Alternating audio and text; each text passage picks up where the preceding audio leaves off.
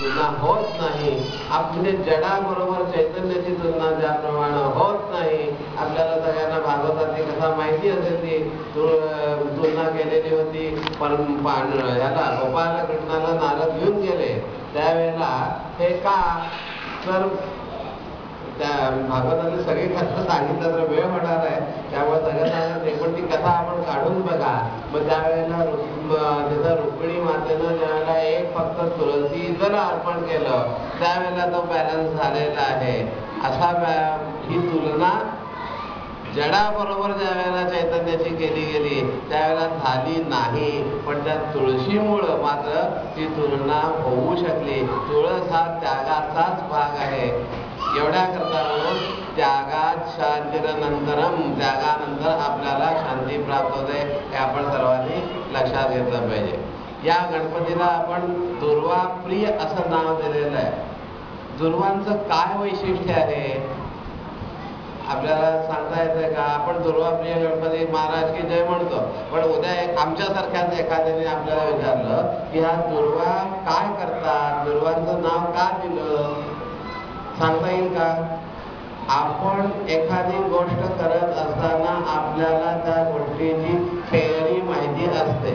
आधी थेअरी माहिती होते, मग डेमॉन्स्ट्रेशन होतं आणि मग प्रॅक्टिकल होतं. बरोबर आहे का? सायन्स शिकणाऱ्या लोकांनी सांगावं. मग हे जर बरोबर आहे तर आम्ही दुर्वा प्रिय तोंडानं म्हणतो, तर त्याला दुर्वांची माहिती काय आहे हे आपल्याला माहिती असणं गरजेचं आहे. सगळ्यात विज्ञानाच्या दृष्टीनं जर पाहिलं तर ह्या दुर्वांचा रस हा आत्यंतिक शीत असल्यामुळं उष्णतेच्या बहुतेक रोगावर त्याचा उपयोग केला जातो.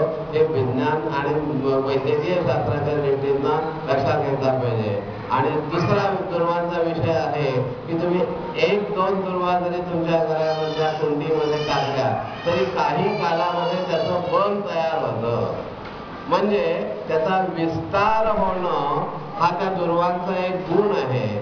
एखादी दुर्वा पडली आणि त्याला पाणी मिळालं तरी सुद्धा त्याचा विस्तार होत जातो आणि आपला प्रपंचाचा आपल्याला विस्तार व्हावा हे वाटतं की नाही. म्हणून तेवढ्या करता म्हणून ते दुर्वा ह्या महत्वाच्या आहेत. आपल्याकडच्या लग्नविधीमध्ये ज्या वेळेला कन्यादान हा प्रकार येतो त्यावेळेला त्या शंखामध्ये दुर्वा ठेवून ते शंखाचं पाणी वधूच्या हातावर आणि सगळ्यात शेवटी ते वराच्या हातावर येत असतं.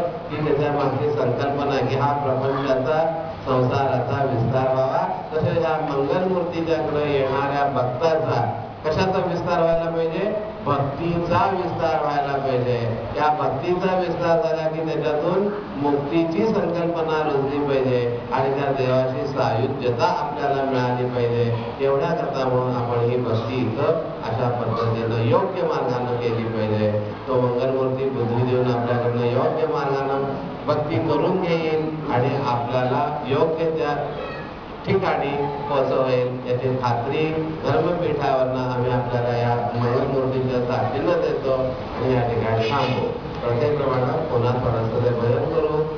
आमची इच्छा आपल्याला सांगितलेली की इथं आता जसा हा बोर्ड आहे, इलेक्ट्रॉनिक बोर्ड आहे, तसं इथे असं अक्षरामध्ये लिहून केलं तर येणाऱ्या जाणाऱ्या कुणीही हा जप केला तरी सुद्धा त्याला कल्याणच झाल्याशिवाय राहणार नाही हे आपण लक्षात ठेवा. मंगल